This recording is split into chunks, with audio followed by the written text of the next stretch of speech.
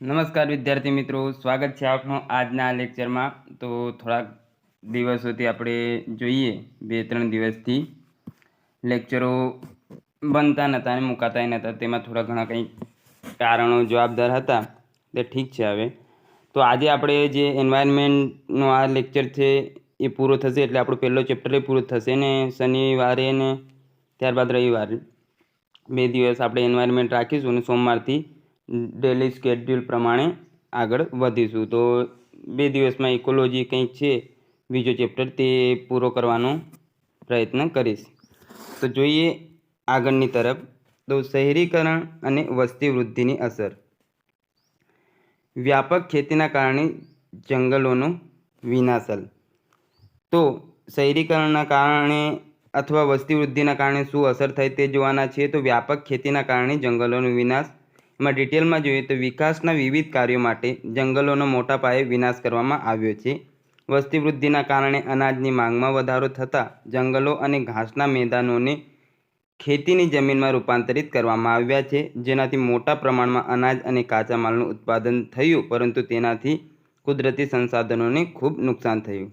તો આ એક સામાન્ય જેવી વાત છે કે આપણે અત્યારે ઔદ્યોગિકરણ તરફ આગળ વધી રહ્યા છીએ, તો તેમાં વધારે જમીન જોઈએ તો આપણે શું કરીએ છીએ કે જંગલોને કાપતા હોઈએ છીએ સામાન્ય રીતે। તો આના કારણે વન વિનાશ થઈ રહ્યો છે ને આ એક ફેક્ટર છે જે વસ્તી વૃદ્ધિનું છે, તેમજ શહેરીકરણના કારણે આપણા વનોનું આ પ્રમાણે કંઈક નુકસાન થતું જોવા મળે છે। પાણીની અછત સર્જાય છે।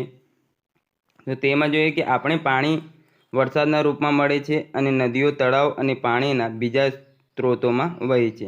તો ખ્યાલ છે આપણને કે આપણી વરસાદી મુખ્ય સ્ત્રોત ગણાય પૃથ્વી પરનો, કે જે પાણી આપણને પૂરો પાડતો હોય। ત્યારબાદ કેવું થાય કે વરસાદ પડે તે કૂવામાં જાય, નીચે જમીનમાં સ્ત્રાવ થાય, ત્યારબાદ આપણે એને ચેક ડેમ અથવા ડેમ માધ્યમથી સંગ્રહ કરતા હોઈએ છીએ, તળાવના માધ્યમથી સંગ્રહ કરી નદી દ્વારા એ વહેણ પામી સમુદ્રમાં ભળે છે। તો આ મુખ્ય જેવાય પરિબળ તે છે વરસાદ। તો આ પાણીનો કેટલોક ભાગ જમીન દ્વારા શોષાય છે અને ભૂગર્ભ સુધી પહોંચે છે, તે આપણને ખ્યાલ છે। જમીનની ચોક્કસ ઊંડાઈ સુધી માટીના કણો વચ્ચેની બધી જ જગ્યા પાણીથી ભરેલી હોય છે। આ ઊંડાઈને વોટર ટેબલ કહેવામાં આવે છે। તો આપણને ખ્યાલ છે કે અમુક જે નીચે આપણે એક લેયર આવી જાય, કહેવાય કે માતૃ ખડક, ત્યાં સુધી પાણી આપણું સંગ્રહાયેલું હોય છે, જેને આપણે વોટર ટેબલ કહેતા હોઈએ છીએ, જ્યાં વોટર એટલે પાણીનો એક ટેબલ જેવી રચના આપણને જોવા મળે છે। માનવ દ્વારા ઉપયોગમાં લેવાય ભૂગર્ભ જળની પુનઃપૂર્તિ વરસાદના પાણી દ્વારા થાય છે અને ભૂગર્ભ જળ સ્તર જળવાઈ રહે છે। આપણે ખ્યાલ છે તે પ્રમાણે વરસાદ પડે તો જ આપણે સારી રીતે ખેતી કરી શકીએ છીએ, તેમજ પાણીની અછત સર્જાતી નથી। જે વર્ષે 2-3 વર્ષે એવું થાય કે વરસાદ વ્યવસ્થિત ન પડે તો આપણને પાણીની અછત સર્જાવા લાગી જતી હોય છે। જો ભૂગર્ભ જળ વાપરવાનો દર ભૂગર્ભ જળની પુનઃપ્રાપ્તિના દર કરતાં વધારે હોય તો પરિણામ સ્વરૂપ કૂવાઓ સુકાઈ જાય અને ભૂગર્ભ જળ સ્ત્રોતોમાં ઘટાડો થાય। ઇન્કમ કરતાં આપણે કહીએ ને કે ખર્ચો વધી જાય તો આપણે નુકસાની વેઠવી પડે છે અથવા દેવામાં જઈએ છીએ। એવી જ રીતે જે વરસાદ પડે છે, જમીનમાં સંગ્રહિત થાય છે, એના કરતાં વધારે પડતો આપણે પાણીનો યુઝ કરીએ તો કૂવાઓ અને ટ્યુબવેલો બધાના જળસ્તર નીચે જાય છે અને ધીમે ધીમે તે બધા સુકાવા લાગે છે। ત્યારબાદ છે માનવ વસાહતોની જરૂરિયાત। મોટાભાગે જમીનનો ઉપયોગ ખાદ્ય પદાર્થ ઉગાડવા ઉપરાંત મોટી જનસંખ્યાને આશ્રય પ્રદાન કરવા માટે પણ થાય છે। આપણને ખ્યાલ છે કે આપણા દેશની 150 કરોડ પ્લસ જનસંખ્યા હવે થવાની છે, તો એમના માટે આશ્રય માટે પણ આપણે જોઈએ છીએ તો જમીનની આવશ્યકતા રહે છે। તો એના માટે પણ જંગલોનો નાશ થતું જોવા મળે છે। ત્યારબાદ બીજું જોઈએ તો પરિવહનની જરૂરિયાત। વધતી જતી વસ્તીની જરૂરિયાતોને પહોંચી વળવા માટે પરિવહનના વ્યાપક નેટવર્કની જરૂર પડે છે, માટે પરિવહનના વિવિધ માધ્યમો વિકસિત થયા છે, જેના કારણે કોલસો, ગેસ અને પેટ્રોલિયમ ઉત્પાદનો જેવા અશ્મિભૂત ઇંધણોનો ઉપયોગ વધી રહ્યો છે અને વાતાવરણ પ્રદૂષિત થઈ રહ્યું છે। તો સામાન્ય વાત છે કે પરિવહન માટે વાહનો અત્યારે તો સીએનજી છે। સીએનજી કહેવાય કે આમ પ્રદૂષણ નહીં ફેલાવતો, પરંતુ પુનઃ અપ્રાપ્ય ઉર્જા સ્ત્રોત છે. પણ હાલના સમયમાં કહેવાય કે ઇલેક્ટ્રિક બેટરીઓ આવી ગઈ છે, તો તેનો ઉપયોગ થતાં પ્રદૂષણની માત્રા ભવિષ્યમાં ઘટી શકશે. પરંતુ સામાન્ય રીતે જોઈએ તો પેટ્રોલ અને ડીઝલનો વધારે પડતો ઉપયોગ થાય છે, અને તેના માટે કહેવામાં આવે કે આપણે પેટ્રોલ અને ડીઝલનો વધારે ઉપયોગ કરીએ તો પ્રદૂષણમાં પણ વધારો થતો જોવા મળે છે. એટલે વસ્તી વૃદ્ધિ થાય તો તેના કારણે પરિવહન વધે તો તેના કારણે પ્રદૂષણ વધતું જોવા મળે છે. ત્યારબાદ છે ચીજવસ્તુની જરૂરિયાત. તો દરરોજ ઉપયોગમાં લેવાતી વસ્તુઓ જેવી કે પ્લાસ્ટિકના વાસણો, કૃષિ ઉપકરણો, યંત્રો, રસાયણો, કોસ્મેટિક વગેરે કારખાનામાં બનાવવામાં આવતા હોય છે. આ બધી વસ્તુઓ બનાવવા માટે કાચો માલ, અશ્મિભૂત ઈંધણ અને પાણીની જરૂરિયાત વધારે હોય છે, જેના કારણે તેનો જથ્થો ઝડપથી ઘટી રહ્યો છે. તો આ બધા એક કહેવાય કે કારણો એ છે કે જેના કારણે આપણે પાણીનું સ્ત્રોત ઓછું આપણને પડે છે. આ બધા ઉદ્યોગમાંથી નીકળતા ઔદ્યોગિક કચરાથી નદીઓ અને અન્ય જળ સ્ત્રોતોનો પ્રદૂષણમાં વધારો થયો છે.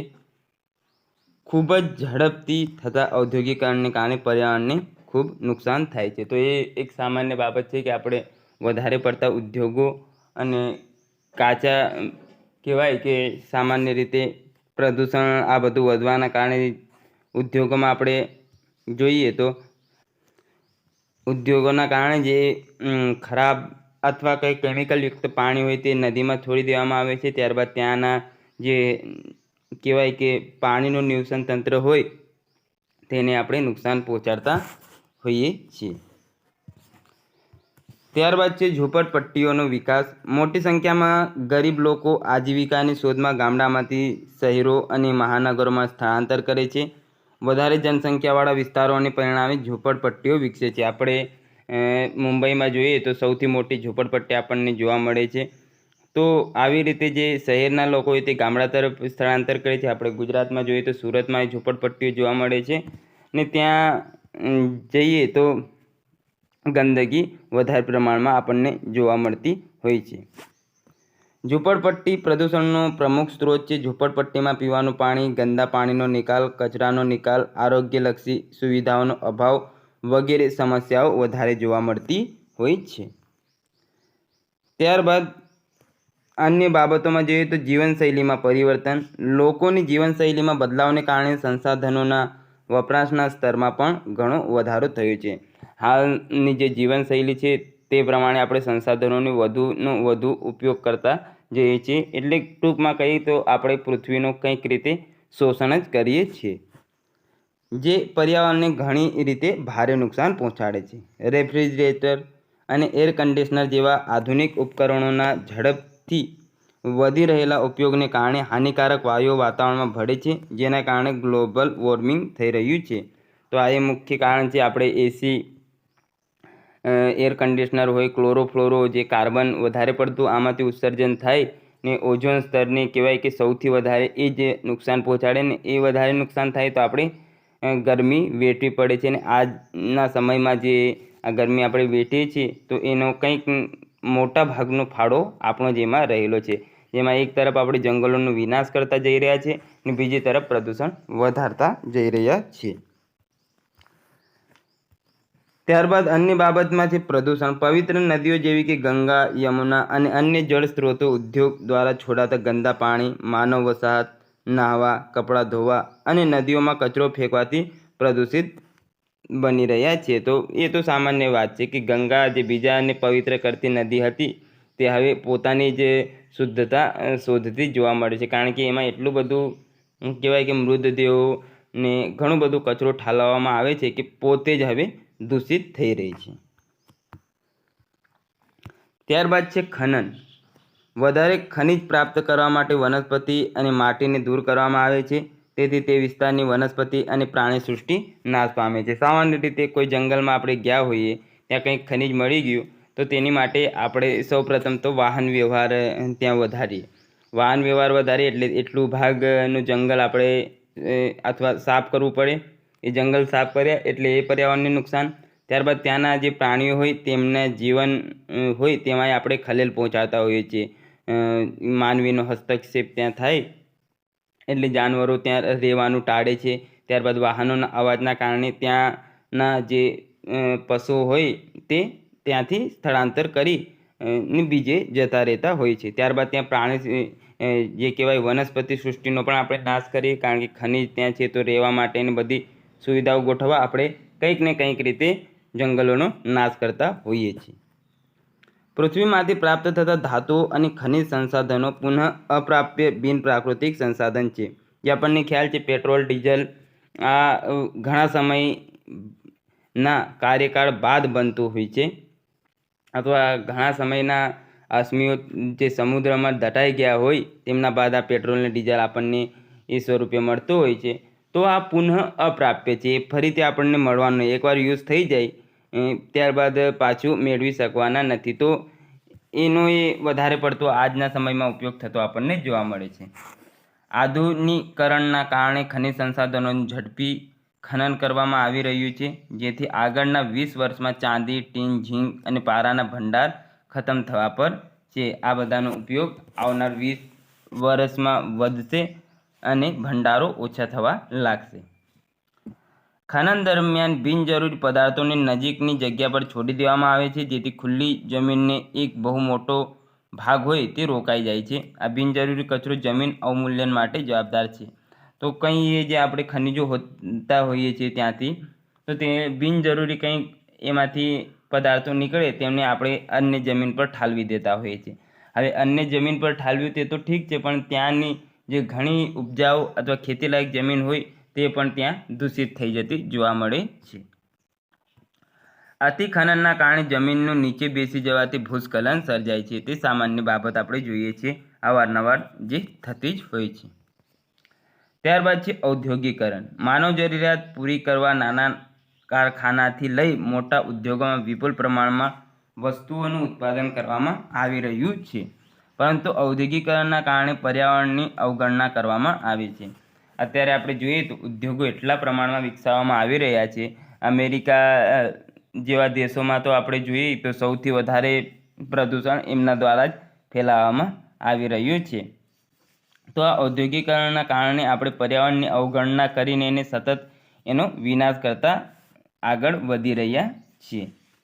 ઉદ્યોગોમાં કાચા માલ તરીકે ઉપયોગમાં લેવાતી કુદરતી સંસાધનો ઝડપથી ઘટી રહ્યા છે, કારણ કે કુદરતી સંસાધનો કેવું છે કે એને વિકાસ પામતા થોડોક સમય લાગે ને આપણે ઝડપી વિકાસ તરફ આગળ વધવા માંડી રહ્યા છે. તેથી આ કુદરતી સંસાધનોમાં સ્તર ઘટાડો તરફ આગળ વધી રહ્યું છે. ઉદ્યોગો દ્વારા ઉત્પન્ન થતા ઝેરી વાયુઓ અને કચરાને કારણે પર્યાવરણનું અવમૂલ્યન થાય છે. ઉદ્યોગોમાંથી નીકળતા બિનજરૂરી કચરાને જમીન પર છોડવામાં આવે છે, જેથી પર્યાવરણ પ્રદૂષિત થાય છે અને માનવ સ્વાસ્થ્યને નુકસાન થાય છે, જે સામાન્ય વાત છે. હવે આ ઝેરી કચરો જમીન પર છોડવામાં આવે તો કંઈક ને કંઈક રીતે આપણને નુકસાન કરતું જોવા મળે છે. ત્યારબાદ આગળ જોઈએ કે ઉદ્યોગોમાં ઉર્જાના સ્ત્રોત તરીકે અશ્મિભૂત ઇંધણનો ઉપયોગ થાય છે. અશ્મિભૂત ઇંધણના ઉપયોગના કારણે વાતાવરણમાં CO2 ભળે છે, જેથી વૈશ્વિક તાપમાનમાં વધારો એટલે ગ્લોબલ વોર્મિંગ જેવી ઘટનાઓ સર્જાતી આપણને જોવા મળે છે. ત્યારબાદ છે આધુનિક ખેતી. ખાદ્ય ઉત્પાદ વધારવા માટે જંગલોને ખેતીલાયક જમીનમાં રૂપાંતરિત કરવામાં આવી રહી છે. સઘન ખેતી પર્યાવરણને નુકસાન પહોંચાડે છે. તો આ એક કારણ છે. આધુનિક ખેતી તરફ આપણે વધી રહ્યા છીએ. નાઇટ્રોજનની જે પણ ખાતરો હોય બહારી તે આપણે જમીનને આપીએ છીએ. કુદરતી ખાતરનો, છાણિયા ખાતરનો ઓછા પ્રમાણમાં ઉપયોગ કરીએ છીએ. ને આજના સમયમાં આપણને અળસિયા પણ બહુ ઓછા પ્રમાણમાં જોવા મળે છે, જે ખેડૂત મિત્ર તરીકે ઓળખાતા હતા અને જમીનને પોચા કરતા હતા. તો આધુનિક ખેતીએ પણ કંઈક રીતે પર્યાવરણને નુકસાન પહોંચાડ્યું છે. કૃષિ રસાયણ દ્વારા પ્રદૂષણ. કૃત્રિમ ખાતરોના ઉપયોગને કારણે પર્યાવરણની ગંભીર સમસ્યા ઊભી થાય છે. ખાતર પાણી સાથે વહી જતા તળાવ, નદી અને ભૂગર્ભ જળ પ્રદૂષિત કરે છે. ને સામાન્ય બાબત છે, ખેતરમાં આપણે વરસાદ પડે, વરસાદમાં જે ખાતર હોય તે બધું તો ક્યાં ઓગળી ગયું હોય નહીં, તો તે ખાતર વહીને નદીમાં પડે, નદીમાંથી પછી મોટી નદીમાં જાય ને એવી રીતે એ પાણીનો પછી આપણે ઉપયોગ કરતા હોઈએ છીએ. જલીય જીવો ઉપયોગ કરે છે ને એવી રીતે પાણી પ્રદૂષિત થતું જોવા મળે છે. જંતુનાશક જે દવાઓ છે, જંતુનાશક રાસાયણિક દવાના ઉપયોગને કારણે પાકને નુકસાન પહોંચાડતા કીટકોનો નાશ થાય છે, પરંતુ ક્યારેક પાક માટે ઉપયોગી કીટકોની પ્રજાતિને પણ નુકસાન થાય છે. અત્યારના સમયમાં જોવામાં આવે તો રાઉન્ડઅપ કપાસની રોપણી કરવામાં આવે છે. એવો કપાસ હોય કે જેના પર તમે દવા છાંટો તો એને કંઈ અસર ના થાય, પરંતુ આજુબાજુનું ઘાસ હોય તે સુકાઈ જાય છે. મજૂરોના બચાવ માટે આ બધી ખેતી કરવામાં આવે છે, પરંતુ આપણને એ ખ્યાલ આવવો જોઈએ કે જે દવા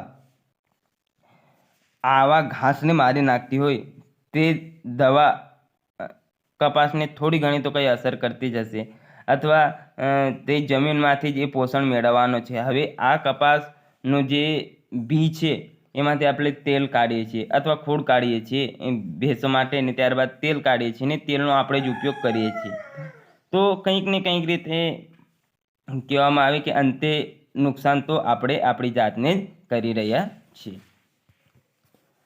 પારંપરિક કૃષિના બદલે ખાદ્ય પાકોના ઉચ્ચ ઉત્પાદન આપવાની જાતો ઉગાડવામાં આવી રહી છે, જેથી એક જ પ્રકારનો પાક જમીનમાં ઉગાડવામાં આવે, જેના કારણે જમીન બીજા પાક ઉગાડવા માટે બિનઉપયોગી પુરવાર થાય છે. સામાન્ય રીતે આપણે પાકની ફેરબદલી કરતા હોતા નથી. વધારે ઉત્પાદકતાવાળા પાકોની જાતિ આજના સમયમાં વિકસાવવામાં આવી રહી છે, ને એક જ પ્રકારનો પાક જમીનમાં ઉગાડીએ તો એને પૂરતા પ્રમાણમાં પોષણ જમીનને મળી રહેતું નથી. ત્યારબાદ જોઈએ પર્યાવરણના રક્ષણ માટે નવો આરનો ખ્યાલ. અસ્વીકાર કરવો, રિફ્યુઝ, એનું ચિહ્ન આ છે, કદાચ પૂછી લેતો. ઉપયોગ ઘટાડવું એટલે અંગ્રેજીમાં કહેવાય રિડ્યુસ. પુનઃ વપરાશ તેને કહેવાય રીયુઝ. તો આ આપણે જે આ ચિહ્ન છે તેનું રિસાયકલ કરવું, ચક્ર જેવું ચિહ્ન છે.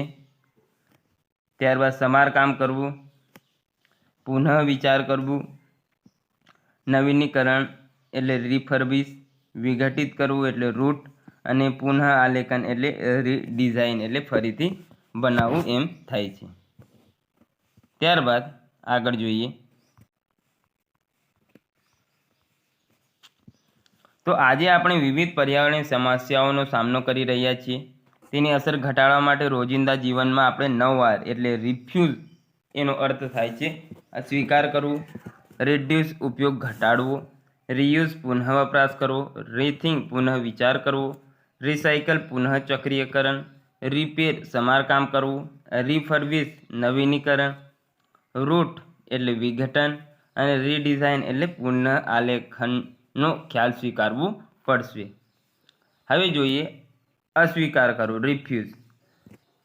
પર્યાવરણને હાનિકારક હોય તેવી બિનજરૂરી વસ્તુઓ ખરીદવાની અને વપરાશને નકારવું જોઈએ. અત્યારે આપણે જોઈએ તો કાગળ એટલે કે પ્લાસ્ટિકની જે થેલી હોય તેનો ધીમે ધીમે વપરાશ ઓછો થાય છે. કાગળ જેવી કંઈક થેલી આવે છે તે કાગળની થેલી તે યુઝ તરફ આપણે વધી રહ્યા છે. તેમજ બીજી છે કપડાની થેલી, તો તેનો ઉપયોગ આપણે કરતા થયા છીએ. એક જ વાર વાપરી શકાય તેવી પ્લાસ્ટિક પેદાશોના ઉત્પાદન તેમજ વપરાશ પર સંપૂર્ણ પ્રતિબંધ મૂકવો જોઈએ. ત્યારબાદ છે ઉપયોગ ઘટાડવો, રિડ્યુસ. નૈસર્ગિક સ્ત્રોતોમાં ઓછામાં ઓછા ઉપયોગ દર્શાવે છે. કોઈ પણ વસ્તુનો જરૂરિયાત મુજબ વપરાશ કરવો જોઈએ. ઉદાહરણ, જરૂર ના હોય ત્યારે વીજળીના પંખા, લાઇટની સ્વિચ બંધ કરી દેવી, ટપકતા નળનું સમારકામ કરાવી પાણીની બચત કરવી. આ કહેવાય ને કે ટીપે ટીપે સરોવર ભરાય, તો એવી જ રીતે ટીપે ટીપે ખાલી થઈ જાય. તો આપણે આ ટીપું ટીપું બચાવીને પાણીની બચત કરવી જોઈએ. ઘરમાં લાઇટ બિનજરૂરી સળગતી હોય તો તેને બંધ કરી દેવી જોઈએ. વિશેષમાં જોઈએ તો ઇન્દોર ખાતે આયોજિત એશિયા પેસિફિકના 8મા 3R ફોરમમાં ભાગ લેનાર સહભાગીઓને વડાપ્રધાન નરેન્દ્ર મોદીએ કહ્યું કે 3R એટલે કે ઘટાડો એટલે રિડ્યુસ, પુનઃ ઉપયોગ એટલે રીયુઝ, અને પુનઃ ચક્રીયકરણ એટલે રિસાયકલ એ માનવજાતના ટકાઉ વિકાસ તરફના કોઈ પણ વિઝનના કેન્દ્રમાં છે. તમામ ઉત્પાદકો, ઉપભોક્તાઓ અને રાષ્ટ્રોએ આ સુવર્ણ સિદ્ધાંતોનું યોગ્ય પાલન કરવું જોઈએ. તે વેસ્ટ મેનેજમેન્ટ અને ટકાઉ વિકાસ જેવા પડકારો હલ કરવામાં નોંધપાત્ર યોગદાન આપી શકે છે. તો આ જે ઇન્દોર ખાતે આયોજિત હતી એશિયા પેસિફિક 8મી 3R ફોરમ, તેમાં આ 3 રિડ્યુસ, રિસાયકલ ને રીયુઝ 3નું જે કહેવાય કે મહત્ત્વ વડાપ્રધાન શ્રી દ્વારા સમજાવવામાં આવ્યું હતું. ત્યારબાદ છે પુનઃ વપરાશ, રીયુઝ. પુનઃ વપરાશમાં કોઈ વસ્તુને વારંવાર વપરાશમાં લઈ તેનો કાર્યક્ષમ વપરાશ કરવો જોઈએ. ઉદાહરણ તરીકે ખાદ્ય પદાર્થોના પ્લાસ્ટિકના ડબ્બાઓનો તેમજ કાચની બરણીઓનો કોઈ વસ્તુના સંગ્રહમાં ઉપયોગ કરવો જોઈએ. તો આ બાબતો છે. ત્યારબાદ પુનઃચક્રીકરણની પ્રક્રિયામાં ઉર્જાનો વપરાશ થતો હોવાથી પુનઃ ઉપયોગિતાને પદ્ધતિ વધુ સરળ ઉપાય છે. આગળ જે પુનઃ વિચાર, રીથિંક. કોઈપણ વસ્તુના વપરાશ પહેલાં તેની પર્યાવરણ પર તેની અસરો વિશેનો વિચાર કરવો જોઈએ. જો તે પેદાશની પર્યાવરણ પર હાનિકારક અસર હોય અને કુદરતી સંસાધનો મર્યાદિત હોવાથી તે વસ્તુનો રોજિંદા જીવનમાં ઉપયોગને વિશે પુનઃવિચાર કરવો જોઈએ. તો પુનઃવિચાર, કોઈ આપણે વસ્તુનો યુઝ કરતા હોઈએ તો એનો પર્યાવરણ પર શું ઉપયોગ થશે અથવા ઉપયોગ નહીં પણ અસર થશે તે આપણે ધ્યાન રાખીને યુઝ કરવું જોઈએ. ત્યારબાદ છે પુનઃચક્રિતા, રિસાયકલ. જે કચરાનો પુનઃચક્રીકરણ શક્ય હોય તેવા કચરાને અન્ય કચરાથી અલગ ભેગો કરવો જોઈએ, જેથી તેનું પુનઃચક્રીકરણ કરી તેને અન્ય ઉત્પાદનોના કાચા માલ તરીકે વપરાશમાં લઈ શકાય. આપણે જોઈએ છીએ કે હોસ્પિટલોમાં અલગ અલગ કલરની ડસ્ટબિન મૂકેલી હોય છે, તો તેવી જ રીતે આપણે કચરાને પણ અલગ તારવવું જોઈએ. બિનઉપયોગી વસ્તુ જેવી કે કાગળ, પ્લાસ્ટિક, ધાતુ, કાચ જેવી વસ્તુઓનો નવા ઉત્પાદનને બદલે પુનઃચક્રીકરણ થકી અન્ય જરૂરી વસ્તુઓ બનાવવી જોઈએ. ત્યારબાદ આગળ જોઈએ સમારકામ કરવું, રિપેર. કોઈ પણ વસ્તુનું સમારકામ કરવું શક્ય હોય તો તેને પ્રથમ મહત્ત્વ આપવું જોઈએ અને સમારકામ કરી વસ્તુના આયુષ્યમાં વધારો કરવો જોઈએ. એવું નહીં કે બગડી ગઈ એટલે એને નાખી દેવાની. શક્ય બને તો એનું સમારકામ કરીને ફરીથી યુઝ કરવું જોઈએ. ત્યારબાદ છે નવીનીકરણ કરવું, રિફર્બિશ. જૂની પ્રોડક્ટ્સને તેના મૂળ દેખાવને પુનઃસ્થાપિત કરતી વખતે તેને ફરીથી કાર્યાત્મક બનાવવા માટે પુનઃસ્થાપિત કરવાની કળાને નવીનીકરણ કહેવામાં આવે છે. ઉત્પાદનોના નવીનીકરણને વધારવાથી નવી સામગ્રીની જરૂરિયાત ઘટી શકે છે. આપણે તેમાંથી જ નવું કંઈક કરીને યુઝ કરીએ તો કહેવાય કે નવી વસ્તુઓ જેટલી માંગ હોય એ માંગ ઘટે એટલે ઉત્પાદનને આપણને ઘટતું જોવા મળે છે. પરિણામે કચરો અને કાર્બન ઉત્સર્જનમાં ઘટાડો પણ થાય છે. ત્યારબાદ છે વિઘટન કરવું, રૂટ. ખાદ્ય પદાર્થો કે ઘર વપરાશના પદાર્થોને વિઘટિત કરી તેને લાભદાયક મૂલ્યવર્ધિત પદાર્થોમાં રૂપાંતરિત કરવામાં આવે છે. ફૂલ, ત્યારબાદ છે ફળ અને શાકભાજી વગેરે જેવા ભીના કચરાના વિઘટન દ્વારા સેન્દ્રિય ખાતર બનાવી જમીનની ફળદ્રુપતા વધારવા માટે તેનો ઉપયોગ કરી શકાય છે. ત્યારબાદ છે પુનઃ આલેખન. રીડિઝાઇન એ અન્ય તમામ પગલાઓનું એકીકરણ છે. ભવિષ્યના ઉત્પાદનો ઉર્જા કાર્યક્ષમ અને ટકાઉ હોવા જોઈએ. આજના બિનકાર્યક્ષમ સંસાધન ઉત્પાદનોને પરિણામે ધ્યાનમાં રાખીને ફરીથી ડિઝાઇન કરવી આવશ્યક છે. આપણે જે પણ આગળના સંસાધનો બનાવ્યા છે તો તેમને ફરીથી રીડિઝાઇન કરવા જોઈએ. રિસાયકલ. પ્લાસ્ટિક તેની સ્માર્ટ પ્રોડક્ટ ડિઝાઇન માટે પ્રતિબદ્ધ છે, જેનો ઉપયોગ પુનઃ ઉપયોગ અથવા રિસાયકલ કરી પર્યાવરણીય નુકસાન ઘટાડી શકાય છે. ત્યારબાદ જોઈએ તો પર્યાવરણ અને કુદરતી સંતુલન જાળવવાના ઉપાયો. તો તે જોઈ લઈએ. અંતિમ ટોપિક છે. તો પર્યાવરણ અને કુદરતી સંતુલન જાળવવા માટે નીચે મુજબના ઉપાયો કરવા જોઈએ. તો તેમાં કયા કયા ઉપાયો છે? તો જંગલોનો નાશ થતો અટકાવવો જોઈએ અને વધુને વધુ વૃક્ષો વાવી તેનું જતન કરવું જોઈએ, જે આપણે કરી રહ્યા નથી. તો જંગલોનો નાશ તો થાય જ છે, પાછા આપણે વૃક્ષો એ બચાવતા નથી. એટલે શક્ય બને તો વર્ષમાં એકાદ વૃક્ષ વાવવું. ભલે આપણે અંતે કેમ ના આંબો વાવે પણ જે તમને ઉપયોગી થાય, આંબો, લીંબુ, કંઈ પણ એક વૃક્ષ વાવવું જોઈએ. હવા, પાણી અને જમીનને પ્રદૂષિત થતી અટકાવવી જોઈએ. તેને પ્રદૂષિત કરતા હાનિકારક કચરાનો યોગ્ય નિકાલ કરવો જોઈએ. તો આ બીજી બાબત હતી. રાસાયણિક ખાતરો અને જંતુનાશક દવાઓનો વિવેકપૂર્ણ ઉપયોગ કરવો જોઈએ. શક્ય હોય ત્યાં વાનસ્પતિજન્ય દવાઓ બનાવી ઉપયોગ કરવો જોઈએ. આપણે સામાન્ય રીતે જોતા હોઈએ છીએ ગૌમૂત્રમાંથી પણ કહેવાય કે કંઈક બનાવીને તેનો છંટકાવ કરવામાં આવે છે. ત્યારબાદ છાણિયું ખાતર છે, અળસિયાનું ખાતર છે, તો એવા બધા ખાતરોનું ધીમે ધીમે ઉપયોગમાં લાવવું, જેથી જમીન આપણી રાસાયણિક ખાતરથી ટેવાયેલી હોય તે ધીમે ધીમે આ કુદરતી ખાતર તરફ વળે. કીટકો, પક્ષીઓ અને પ્રાણીઓની ઉપયોગિતા તેમજ તેમના સહઅસ્તિત્વનો સ્વીકાર કરી તેમનું સંરક્ષણ અને સંવર્ધન કરી પર્યાવરણનું જતન કરવું જોઈએ. તો આ એક બાબત હતી. પ્રાણીઓ, પક્ષીઓ વગેરેનો શિકાર અટકાવવો જોઈએ.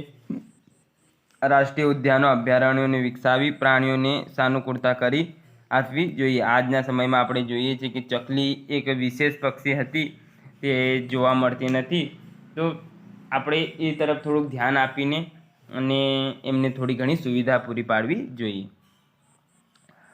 લુપ્તપ્રાય જાતિઓના સંરક્ષણ અને સંવર્ધન માટે ખાસ પ્રોજેક્ટ બનાવવા સરકારશ્રીની યોજનાઓ જેવી કે વાઘ સંરક્ષણ, સિંહ સંરક્ષણ, કસ્તુરી મૃગ સંરક્ષણ વગેરેને સફળ બનાવવા મદદરૂપ બનવું જોઈએ. ત્યારબાદ છે પર્યાવરણ અંગે સામાન્ય લોકોમાં જાગૃતતા વધારવા 5 જૂનને વિશ્વ પર્યાવરણ દિવસ તરીકે ઉજવવામાં આવે, જે તો આપણને ખ્યાલ છે.